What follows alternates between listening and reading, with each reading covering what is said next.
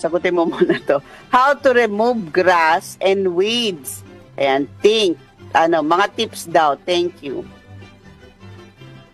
Ayan po. Kung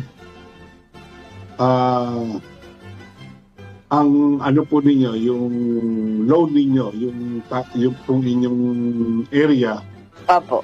Hindi naman po ninyo tataniman, wala kayong intention taniman, at may weeds, pwede na po yung sprayin niya ng herbicide, yung pamatay damo na ini-spray.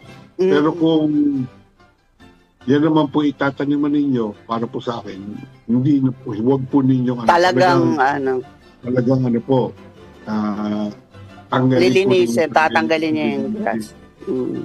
Yan po, ang mga tekniko naman po dyan para organic way.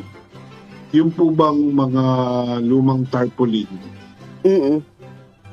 ilatag nyo lang po dyan na hindi masisikatan ng araw, mamamatay po yung damo niyan. Pag tinanggal po niya yan, pag ano po, parang minamulch niyo yung area, parang matay. Bago, may moisture pa po yung inyong lupa.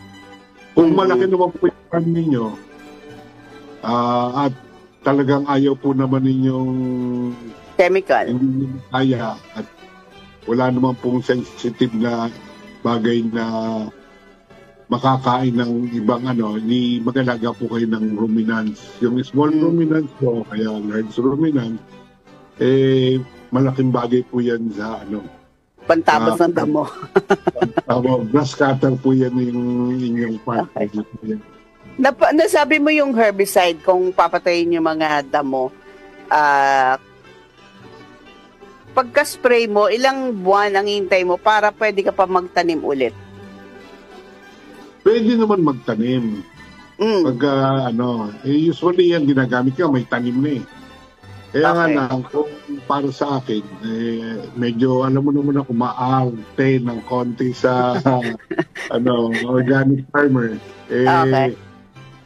Para sa akin nakaka-apekto. Pero kung naman, kung hindi ka maselan, pwede naman Pero hindi porket gumamit ka ng herbicide, hindi mo na magagamit yung property dahil hindi mabubuhay yung halaman. Kundi mabubuhay pa rin naman siya.